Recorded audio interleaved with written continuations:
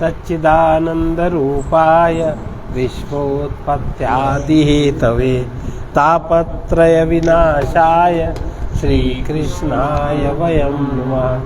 चैतन्यं शाश्वतं शान्तं व्योमातीतं निरञ्जनं नादबिन्दुकलातीतं तस्मै श्रीगुरुवे नमः। सर्वरूपमयी देवी सर्वं देवीमयं जगत् अतोऽहं विश्वरूपां तां नमामि परमेश्वरी। द्वितीय मुंडक का द्वितीय खंड। ईशावास्य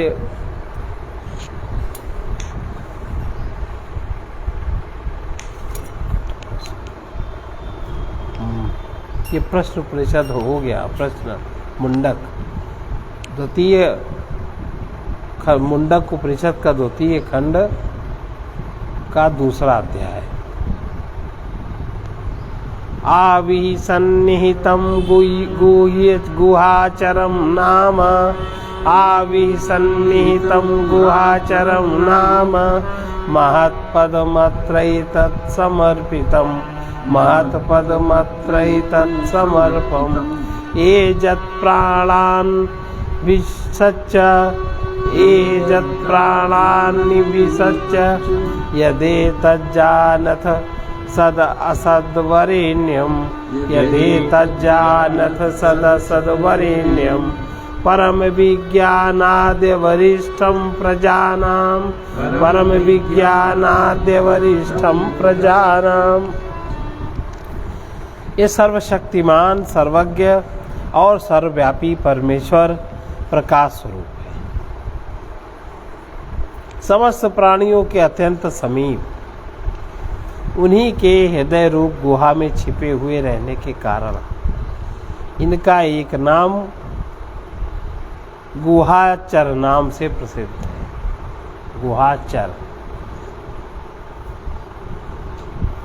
जितने भी हिलने चलने वाले श्वास लेने वाले, देखो जितने भी हिलने चलने वाले श्वास लेने वाले आँख खोलने मूंदने वाले प्राणी हैं, उन सब का समुदाय इन्हीं परमेश्वर में समर्पित अर्थात स्थित है। सबके आश्रय वे परमात्मा ही हैं, तुम इनको जानो। ये सत और असत अर्थात कार्य और कारण एवं प्रकट और अप्रकट सब कुछ है, सबके द्वारा वर्ण करने योग्य और अत्यंत श्रेष्ठ हैं तथा समस्त प्राणियों की बुद्धि से परे अर्थात बुद्धि द्वारा अज्ञेय है। उन्हीं परब्रह्म परमेश्वर का तत्व समझने के लिए पुनः उनके स्वरूप का दूसरे शब्दों में वर्णन करते हैं।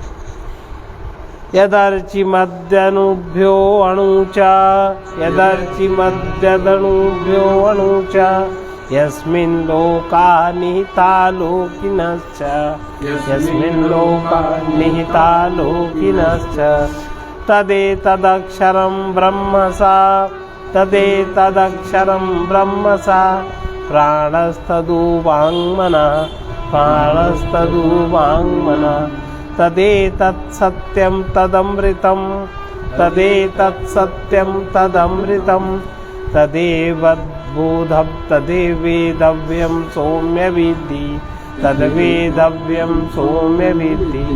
जो परब्रह्म परमेश्वर अत्यंत दीप्यमान प्रकाश स्वरूप,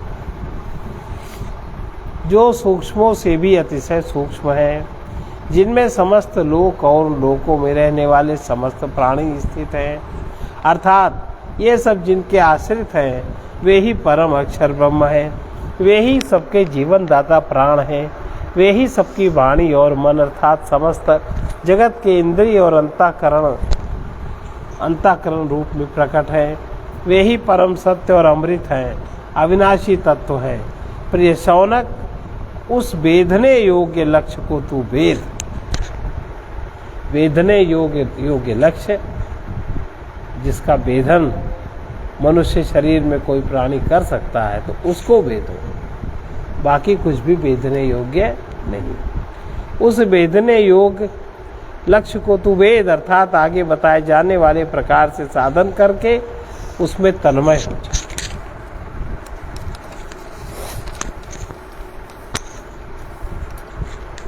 लक्ष्य को बेधने के लिए धनुष बाण चाहिए। अतः इस रूपक की पूर्णता के लिए सारी सामग्री का वर्णन करते हैं, कैसे भेदा जाए, कैसे लक्ष्य भेद किया जाए। धनुर्गृहीत्वोपनिषदम् महास्त्रम् धनुर्गृहीत्वोपनिषदम् महास्त्रम् शरं युपासा निशितं संदनीत शरं युपासा निशितं संदनीत आयम्य तद्भावगतेन चेतसा आयम्य तद्भावगतेन चेतसा लक्ष्यं तदेवाक्षरं सौम्य विद्धि लक्ष्यं तदेवाक्षरं सौम्य विद्धि। जिस प्रकार किसी बाण को लक्ष्य पर छोड़ने से पहले उसकी नोक को शान पर धरकर तेज किया जाता है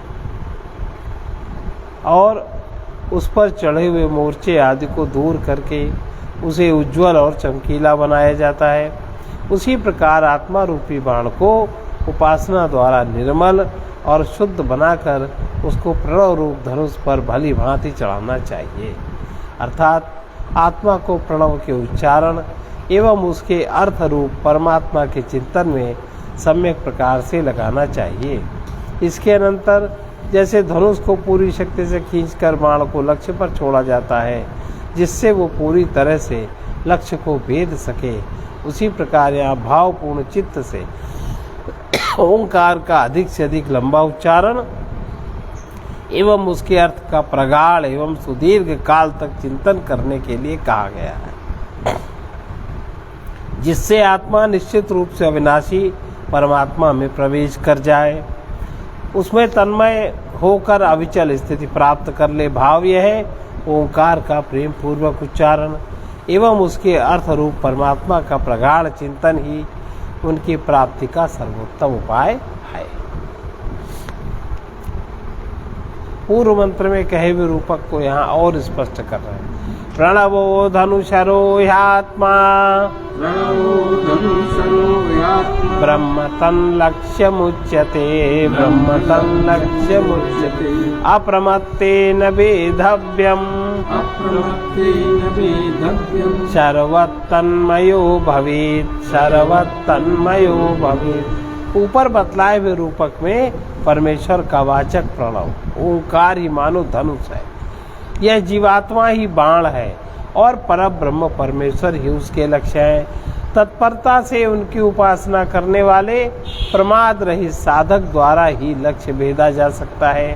इसलिए हे सौम्य, तुम्हें पूर्वोक्त रूप से उस लक्ष्य को भेद कर बाण की ही भांति उसमें तन्मय हो जाना चाहिए।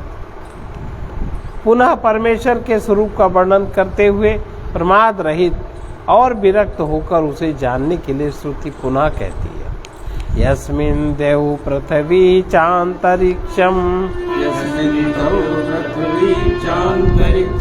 ओतम मनः सह प्राणैश्च सर्वैः मनः सह प्राणैश्च सर्वैः तमेवैकं जानत आत्मानमन्या तमेवैकं जानत आत्मानमन्या वाचो विमुञ्चथामृतस्यैष सेतु वाचो विमुञ्चथामृतस्य सेतु।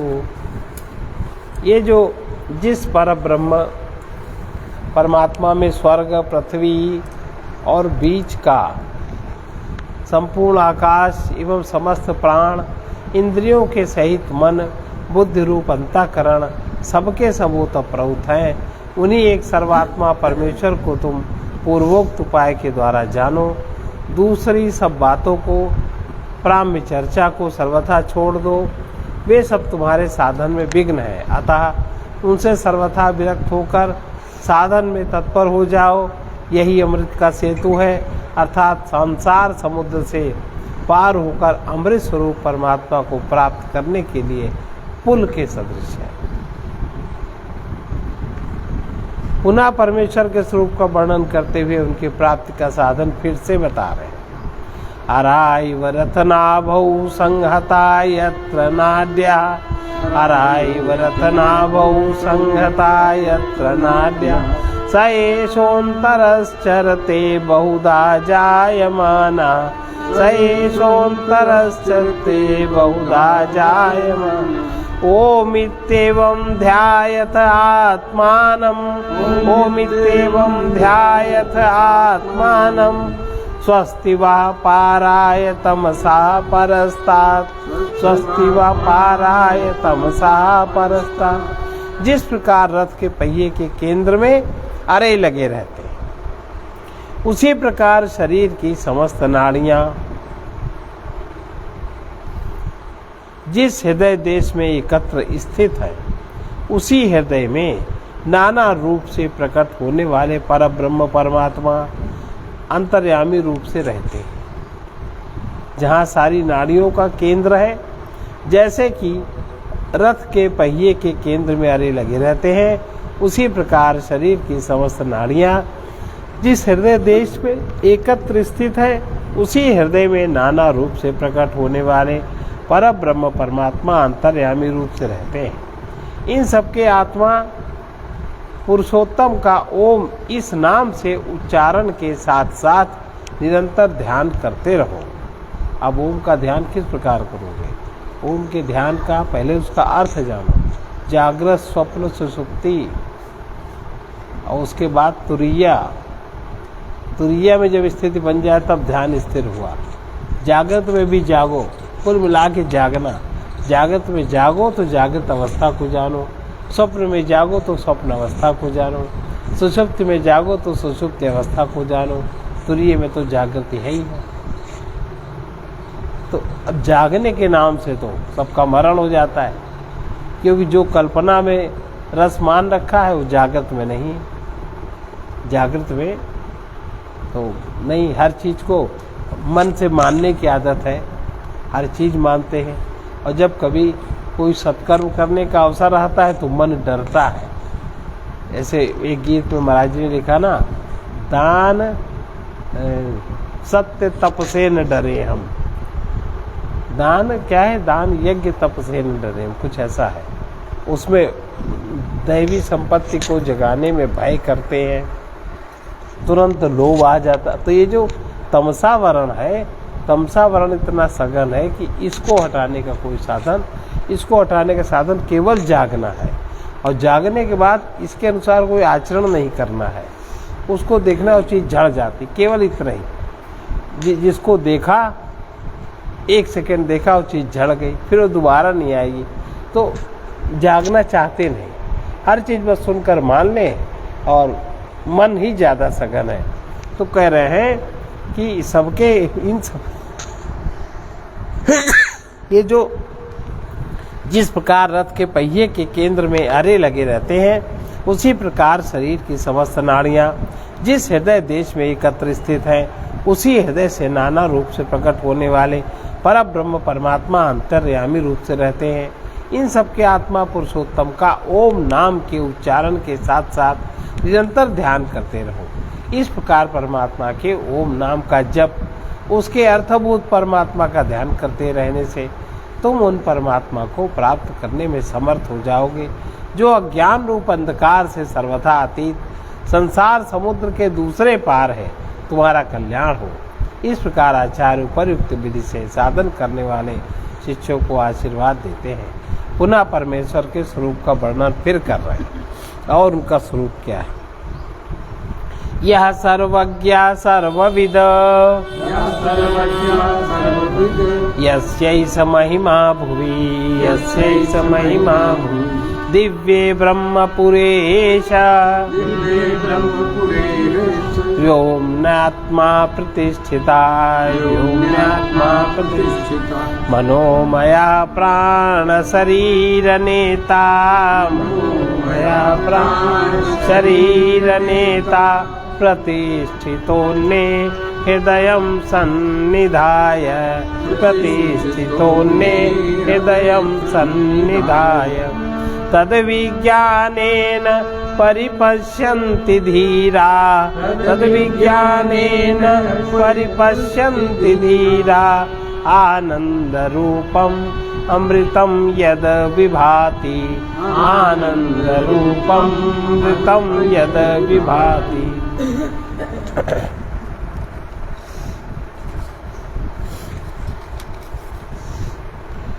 जो परब्रह्म परमेश्वर सर्वज्ञ,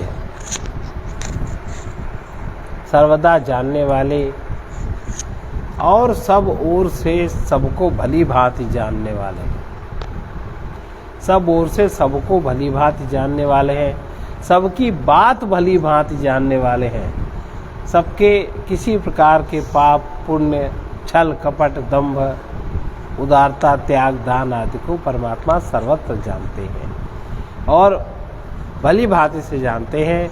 अर्थात जिनकी ज्ञान शक्ति देश काल से कभी बाधित नहीं होती, जिनकी यह आश्चर्यमयी महिमा जगत में प्रकट है, वे सबके आत्मा परमेश्वर परम व्योम नाम से प्रसिद्ध दिव्य आकाश रूप ब्रह्मलोक में स्वरूप से स्थित है। ब्रह्मलोक में वो स्वरूपतः स्थित है।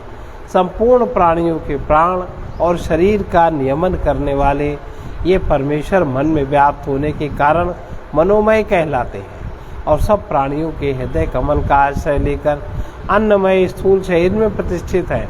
बुद्धिमान मनुष्य विज्ञान द्वारा उन परब्रह्म को भली भांति प्रत्यक्ष कर लेते हैं जो आनंदमय अविनाशी रूप से सर्वत्र प्रकाशित है।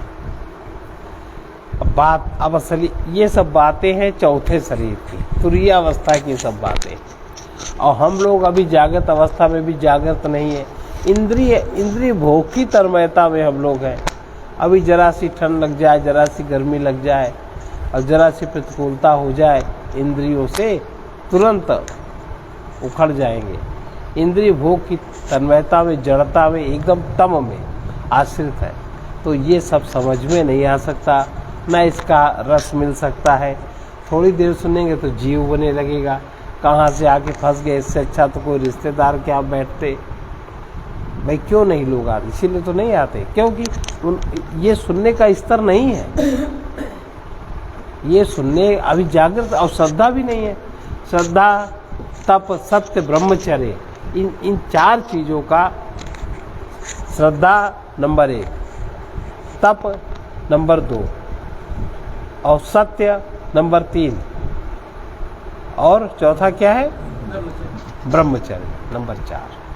इन चार चीज़ों की स्थापन होना चाहिए। तो साधन नहीं है, इसलिए उस शक्ति नहीं है, इसलिए ये सब पल्ले नहीं पड़ता। जो परब्रह्म परमेश्वर सर्वज्ञ, सर्वदा जानने वाले, सब ओर से सबको भली भांति जानने वाले, अर्थात जिनकी ज्ञान शक्ति देश काल से बाधित नहीं है, और जो परमेश्वर का भजन करता है उसकी भी ज्ञान शक्ति बाधित नहीं होती। महापुरुषों में अतीन्द्रिय क्षमता होती है। वो कुछ तुमसे कहेंगे क्यों? कहेंगे तब जब तुम अधिकारी होगे, वरना सब कुछ जानते हुए भी वो क्यों नहीं कुछ कहेंगे। परमात्मा सबको जानता है, पर सबको सावधान थोड़ी करता।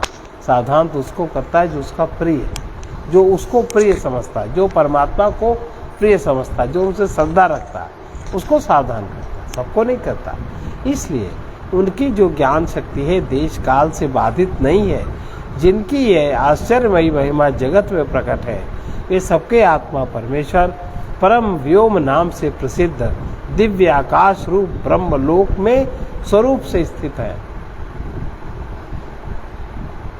और संपूर्ण प्राणियों के प्राण शरीर का नियमन करने वाले ये परमेश्वर मन में व्याप्त होने के कारण मनोमय कहलाते हैं और सब प्राणियों के हृदय कमल का आश्रय लेकर अन्नमय स्थूल शरीर में प्रतिष्ठित है।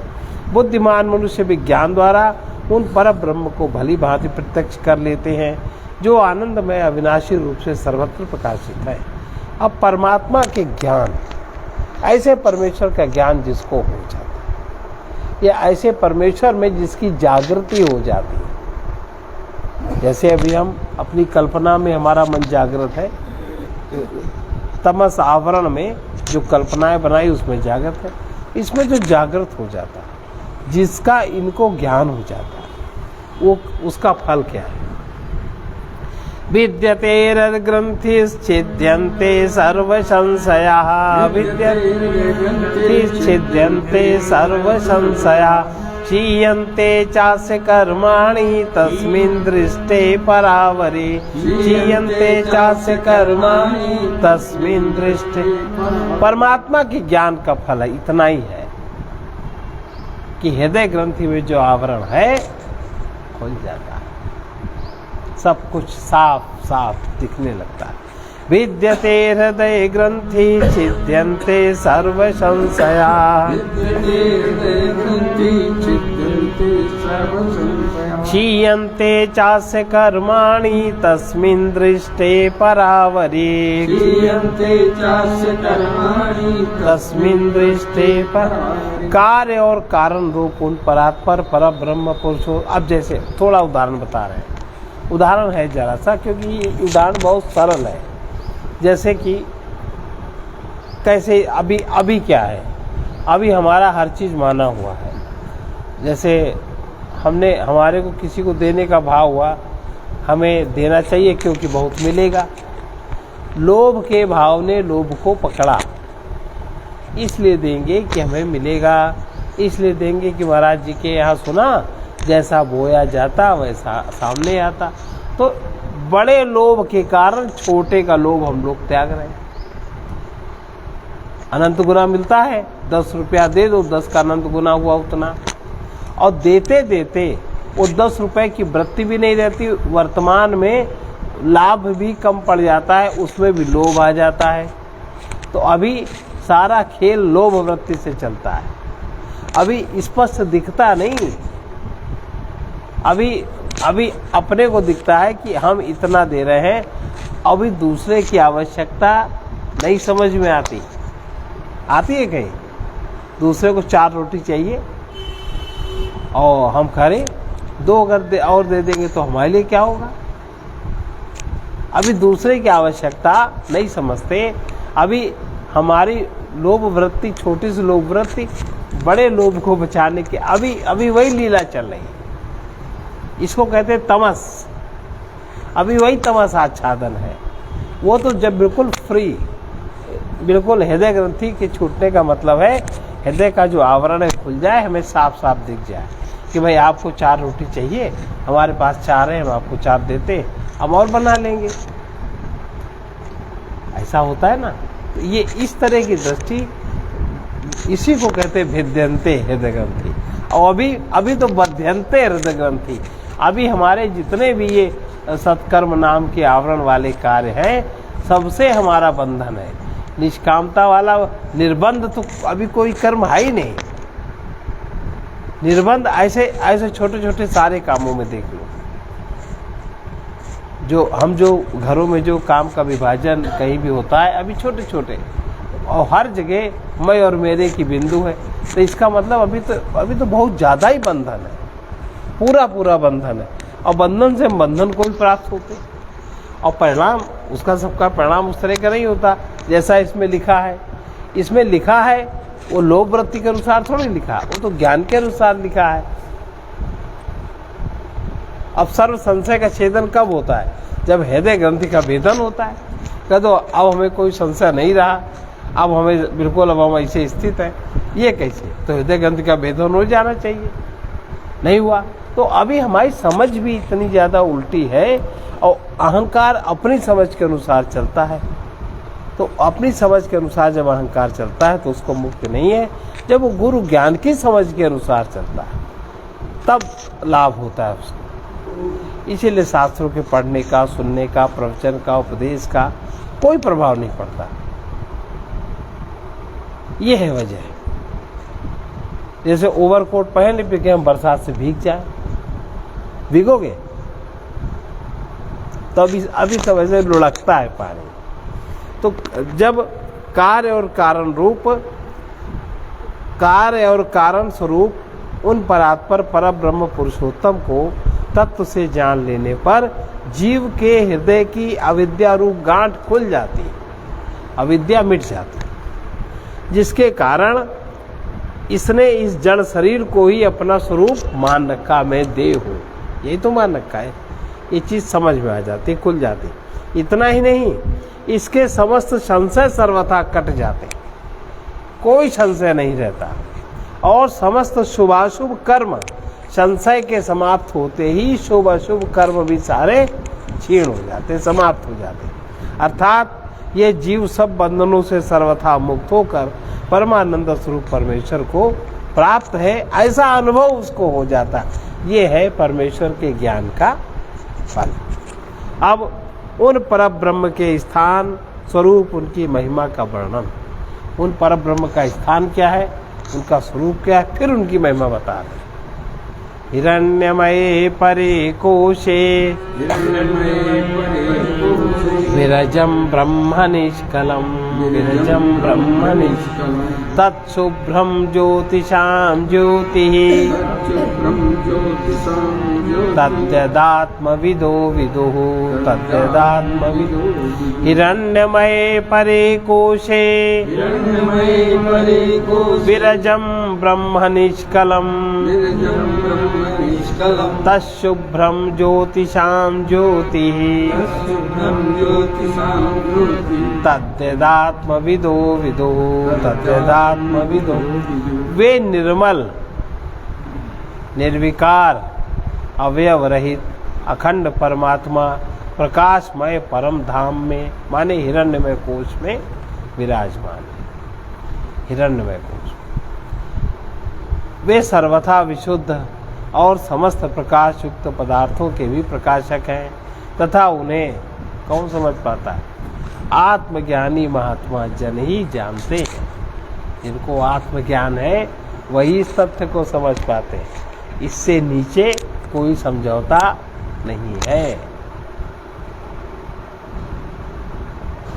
और फिर से सुनो, वे निर्मल, निर्विकार। भाई जहां मल है वहां विक्षेप होगा, और जहां विक्षेप है वहां आवरण होगा, और जहां मल ही नहीं है, जहां कोई वस्तु नामक तत्व ही नहीं है। निर्मल, निर्विकार, जहां निर्मल है वहां कोई विकार नहीं है। अवयव रहित, जहां विकार नहीं वहां कोई अवयव नहीं है। अखंड परमात्मा प्रकाशमय परम धाम में विराजमान है। वे सर्वथा विशुद्ध और समस्त प्रकाश युक्त पदार्थों के भी प्रकाशक हैं, तथा उन्हें आत्मज्ञानी महात्मा जन ही जानते हैं, दूसरे लोग नहीं जानते। इसलिए आत्मज्ञानी की उपासना करनी चाहिए, उन्हीं की भक्ति। इस लोक में वही सुलभ हो सकते हैं, अगर एक दो हुए तो उन्हीं की भक्ति करनी चाहिए। परमात्मा को जानते नहीं, उनकी भक्ति करोगे क्या? उन्हीं के आशीर्वाद से, उन्हीं के प्रभाव से तुम भी उनको जान लोगे। ऐसे कहो हम जाए चले जाने, कहाँ जान सकते? न तत्र सूर्यो भाति न चंद्र तारकम, नेमा विद्युतो भान्ति कुतोऽयमग्निः, नेमा विद्युतो भान्ति कुतोऽयमग्निः। तमेव भान्तम् अनुभाति सर्वं, तमेव भान्तम् अनुभाति सर्वं, तस्य भासा सर्वमिदं विभाति, तस्य भासा सर्वमिदं विभाति। न तत्र सूर्यो भाति न चंद्र तारकम, नेमा विद्युतो भान्ति कुतोऽयमग्निः, नेमा विद्युतो भान्ति कुतोऽयमग्निः। तमेव भान्तम् अनुभाति सर्वं, भान्तम् अनुभाति सर्वं, तस्य भासा सर्वमिदं विभाति, तस्य भासा। उन स्वप्रकाश परमानंद स्वरूप पर ब्रह्म परमेश्वर के समीप यह सूर्य नहीं प्रकाशित होता। सूर्य का प्रकाश उनको प्रकाशित नहीं कर सकता। अब सूर्य प्रकाशित नहीं कर सकता तो किसी प्रकार की अग्नि भी उन्हें प्रकाशित नहीं कर सकती, है ना? और जो अग्नि प्रकाशित नहीं कर सकती तो बहुत खरी बात है। तो फिर आप जहाँ परमात्मा मानते हो वहाँ दीपक क्यों जलाते हो? बहुत खरी बात है। जिनको परमात्मा कहते हो उनके समक्ष दीपक क्यों जलाते हो? वो उनको प्रकाशित नहीं कर सकते।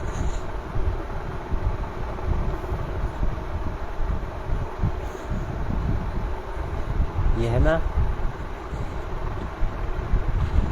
उन स्वप्रकाश परमानंद रूप पर ब्रह्म परमेश्वर के समीप यह सूर्य नहीं प्रकाशित होता।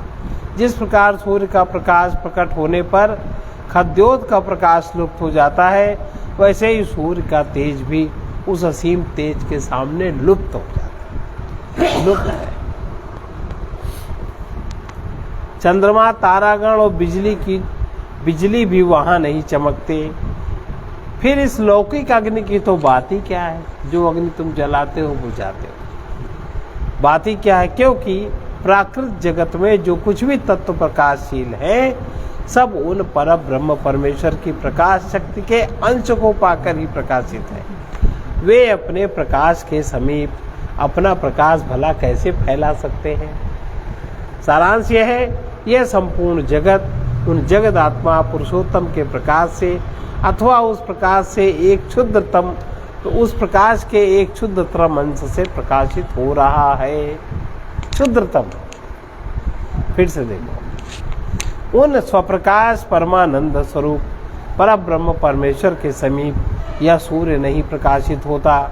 जिस प्रकार सूर्य का प्रकाश प्रकट होने पर खद्योत का प्रकाश लुप्त हो जाता है, वैसे ही सूर्य का तेज भी उस असीम तेज के सामने लुप्त हो जाता है। चंद्रमा, तारागण, बिजली भी वहां नहीं चमकते। फिर इस लौकिक अग्नि की तो बात ही क्या है? क्योंकि प्राकृत जगत में जो कुछ भी तत्व प्रकाशशील है, सब उन पर ब्रह्म परमेश्वर की प्रकाश शक्ति के अंश को पाकर ही प्रकाशित है। वे अपने प्रकाश के समीप अपना प्रकाश कैसे फैला सकते हैं?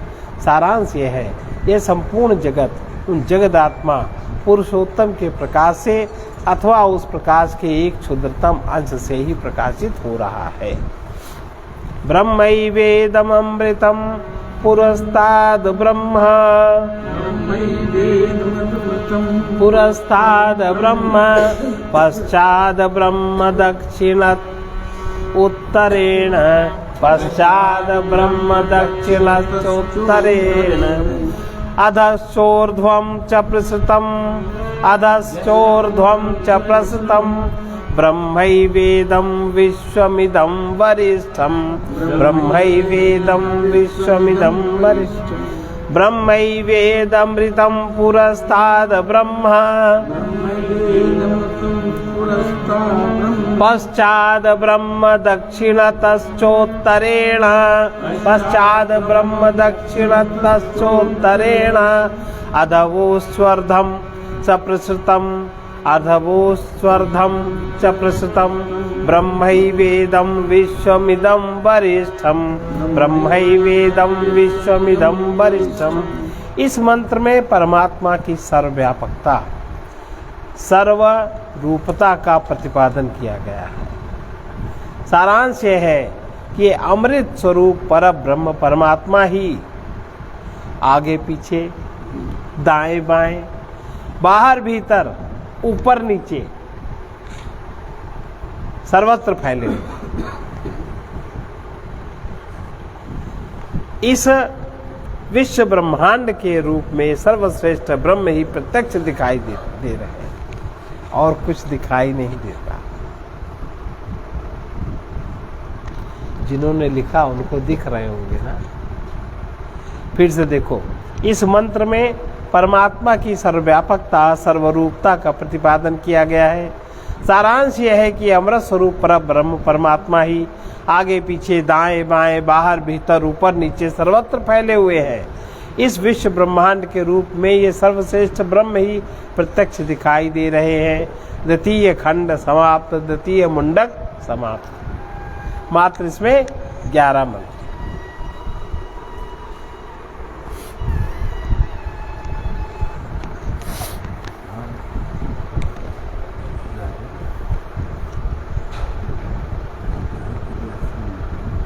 अब जैसे, अब इसको हम लोग कैसे समझेंगे? जैसे आकाश सब जगह व्याप्त है ना? ऐसा तो कोई आकाश का अनुभव कर नहीं सकता, और ना कोई स्थूल पदार्थ देख के कर सकता है। कर सकता है कहीं? नहीं कर सकता। बहुत सरल उदाहरण हम आपको बता रहे हैं। आप कह दो आकाश को जाने, आकाश है, हमें कैसे पता है? तो आप कहेंगे कि आप जो शब्द बोलते हैं, शब्द आकाश है। आकाश का जो गुण शब्द है, जो तन्मात्रा शब्द है, आप कहेंगे कि कोई कहे हमें दिखा दो, तो कह दो शब्द ऐसे दिखाई थोड़ी पड़ेगा। कर्ण इंद्री हो तब आएगा समझ में। कोई कहे में शब्द दिखा दो, कह दो कैसे दिखा दे? कान हो क्या आंखें हैं तो आंखों से आपको शब्द नहीं दिखेगा। कान हो तब आएगा समझ में। उसने कहा कान भी है, कान की उसने सफाई कर ली, अब आपने कोई शब्द बोला, ये आकाश। अरे तो बहुत अजीब बात है, आज तक तो हमने समझा ही नहीं कि आकाश ऐसा होता है। इसी तरह परमात्मा की बात है। परमात्मा का स्तवन, परमात्मा का स्मरण, परमात्मा का चिंतन, जैसे आकाश को समझने के लिए शब्द का स्मरण, शब्द का चिंतन, शब्द का आलोहन इस तरह करते हैं, उसी तरह परमात्मा की। ये थोड़ा गूढ़ बात है, समझ में आएगी नहीं आई भगवान जाने लेकिन ऐसा है। अब है तृतीय मुंडक। तृतीय मुंडक हम लोग कल पढ़े कि आज पढ़े?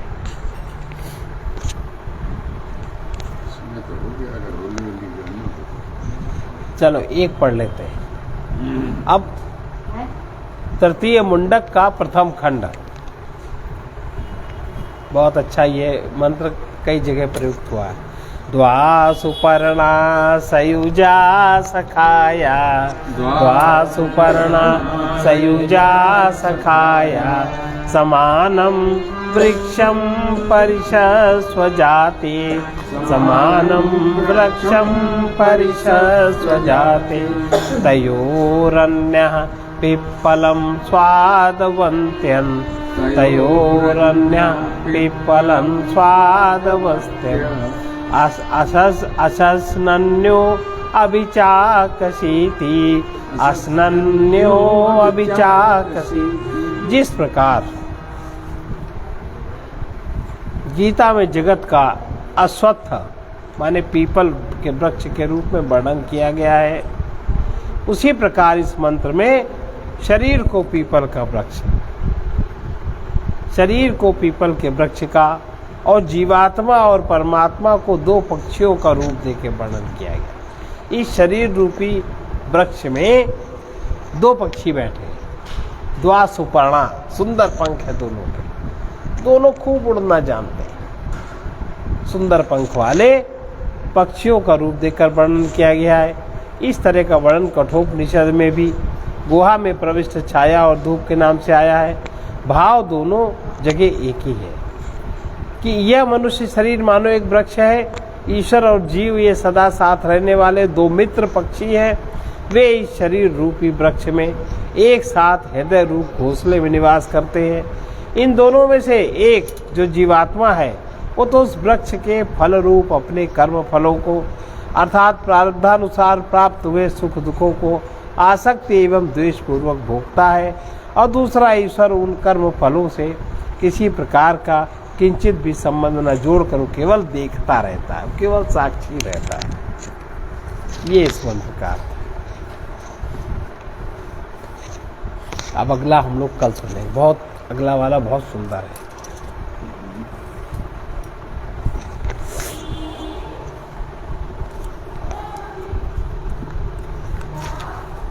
अब बताओ, ये जो सुनेगा पढ़ेगा, जिसको ज्ञान होगा उसका और अन्य का ही आकर्षण रह जाएगा? नहीं रहेगा ना, अपने आप परमात्मा में अनुरक्ति हो जाएगी, सुनते सुनते अनुरक्ति हो जाएगी, स्मरण होने लगेगा।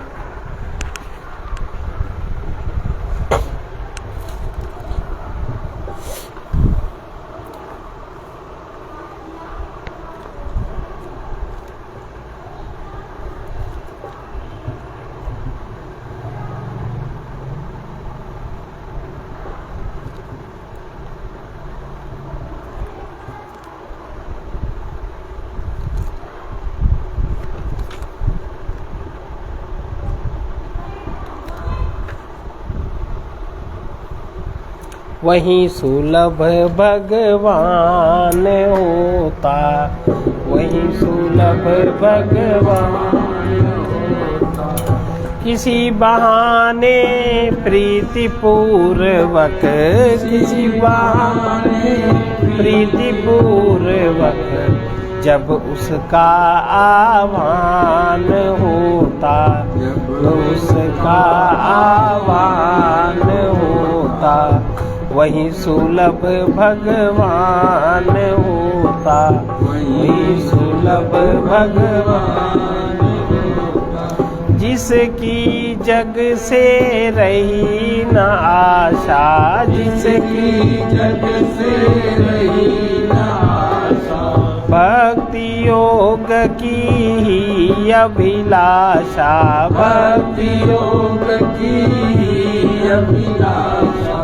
प्रेम भाव से जब उसका ही, प्रेम भाव से जब उसका ही निश दिन चिंतन ध्यान होता, निश दिन चिंतन ध्यान होता, वहीं सुलभ भगवान होता, वहीं सुलभ भगवान होता। जिसमें सुंदर भाव सरलता, जिसमें सुंदर भाव सरलता, सहिष्णुता संतोष तरलता, सहिष्णुता संतोष तरलता, दया क्षमा करुणा से रंजित, दया क्षमा करुणा से रंजित।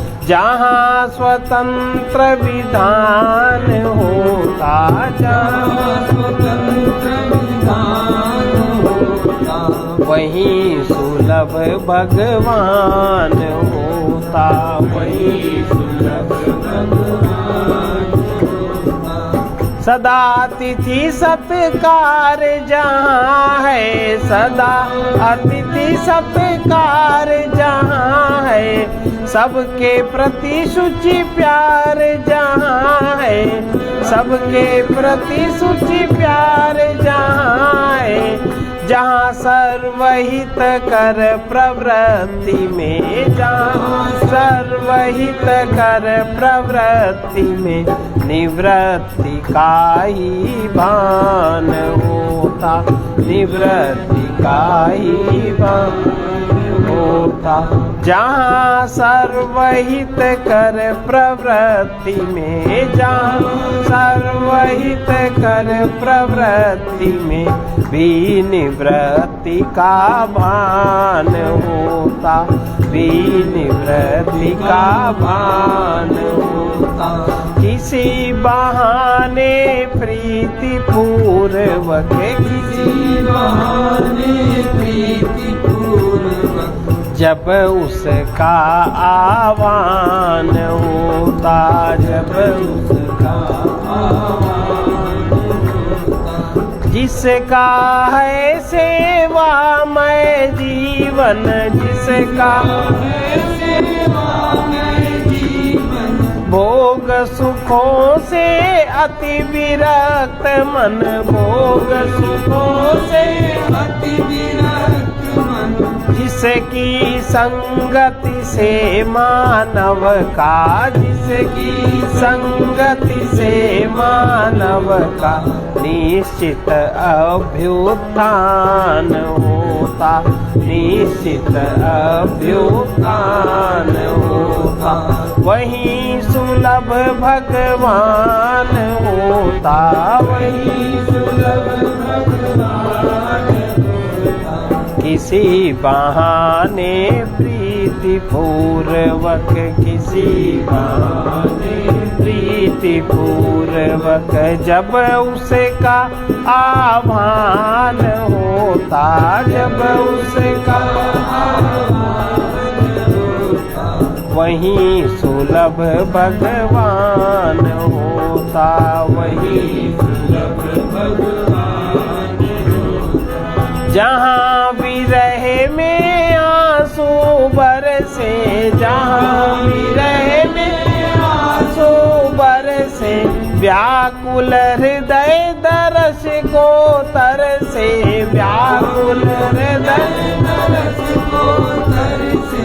जब वियोग में भी स्वरूप से, जब वियोग में भी स्वरूप से अभिन्नता का ज्ञान होता, अभिन्नता का ज्ञान होता।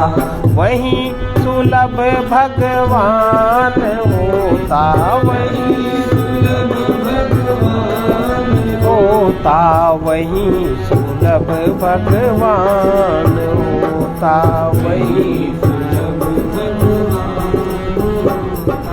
जो अपना कुछ भी न मानता, जो अपना कुछ भी न मानता, सब दाता का दिया जानता, सब दाता का दिया जानता। जिसकी संपत्ति का दुखियों की, जिसकी संपत्ति का दुखियों की सेवा में ही दान होता, सेवा में ही दान होता। प्रीति पूर्वक किसी बहाने, प्रीति पूर्वक किसी बहाने जब उसका आह्वान होता, जब उसका आह्वान होता। अग्नि तत्व सर्वत्र व्याप्त है, अग्नि तत्व सर्वत्र व्याप्त है। घर्षण बिन होता न प्राप्त है, घर्षण बिन होता न प्राप्त है। इसी भांति उस व्यापक हरि का, इसी भांति उस व्यापक हरि का जहाँ सतत गुणगान होता, जहाँ सतत गुणगान होता, वहीं सुलभ भगवान होता, वहीं सुलभ भगवान होता।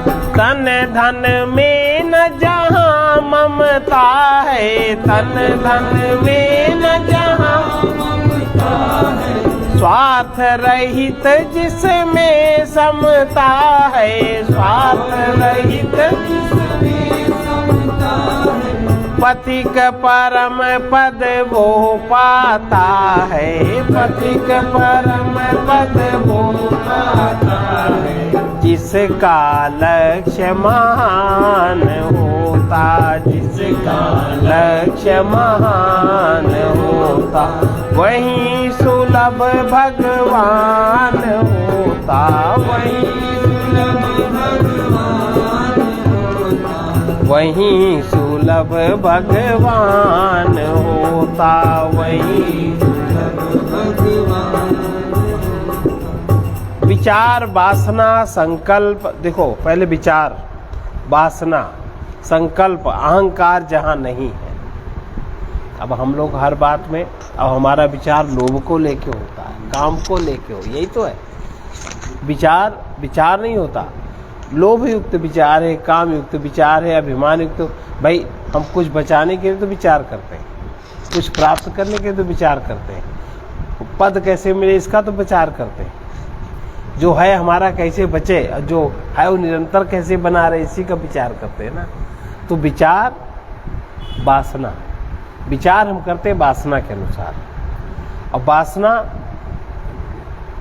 होती है, वासना के अनुसार हमारा संकल्प होता है, और संकल्प अहंकार, अहंकार के अनुसार होता है। ये चीज़ें जहाँ नहीं है वहीं परमात्मा के योग का अनुभव होता रहता है। खोज छोड़ते ही मैं को खोते ही उसे पा लिया जाता है। जहाँ दूसरा कोई नहीं रहता वही सच्चिदानंद विद्यमान है। अपने को अस्वीकार किए बिना ईश्वर की स्वीकृति असंभव है। मैं नहीं हूँ, केवल प्रभु ही है, सभी प्रभुमय है।